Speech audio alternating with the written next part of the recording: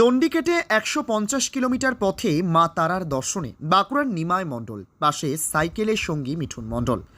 ভক্তি, বিশ্বাস ও মানতের অদম্য মেলবন্ধনে মা তারার উদ্দেশ্যে দণ্ডি কেটে এগিয়ে চলেছেন বাঁকুড়ার যুবক নিমাই মণ্ডল।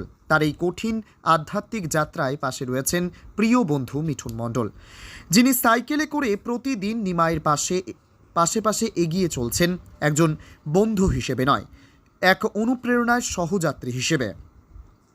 নিমাই ও মিঠুনের এই ভক্তিমূলক অভিযাত্রা শুরু হয়েছে বাঁকুড়া থেকে। প্রতিদিন তারা প্রায় ৫ কিলোমিটার পথ দণ্ডি কেটে অতিক্রম করছেন এবং প্রতিটি দিনের শেষে কোনো না কোনো স্থানীয় মন্দিরে গিয়ে রাত্রিবাস করছেন। মাতার নাম স্মরণ করে রাত কাটাচ্ছেন।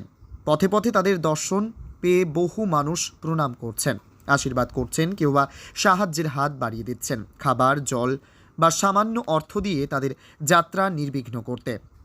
শনিবার সকাল প্রায় ১১টা নাগাদ তারা এসে পৌঁছান বীরভূম জেলার মল্লারপুরের শিববাড়ি রানীগঞ্জ সংলগ্ন ১৪ নম্বর জাতীয় সড়কে। সেখানেই নিমাইকে দণ্ডি কেটে এগিয়ে যেতে দেখে রাস্তায় থেমে যান বহু মানুষ। কেউ হাত জোর করে প্রণাম করেন, কেউ আবার পা ছুঁয়ে আশীর্বাদ নেন। সাধারণ মানুষদের এই ভালোবাসা ও শ্রদ্ধা দেখে আবেগে ভেসে যান নিমাই ও মিঠুন। নিমাই মণ্ডল বলেন, আমরা ভাবতেও পারিনি পথে এত মানুষের ভালোবাসা পাবো। মা তারার টানে আমরা দণ্ডি কেটে চলেছে। প্রতিদিন মায়ের নাম নিয়েই যাত্রা শুরু করি।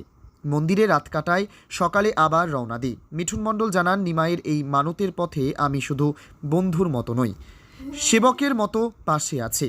সাইকেলে করে প্রয়োজনীয় জিনিসপত্র বহন করছি যাতে কোনো অসুবিধা না হয়। মা তারা আমাদের পথ দেখাচ্ছেন। জানা গেছে শনিবার রাতটা তারা মল্লারপুরেই বিশ্রাম নেবেন। রবিবার সকালে ফের রওনা দেবেন তারাপীঠ মন্দিরের পথে।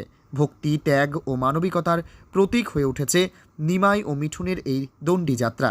তাদের এই আধ্যাত্মিক পদযাত্রা এখন সাধারণ মানুষের কাছে এক বিরল অনুপ্রেরণার উদাহরণ হয়ে উঠেছে।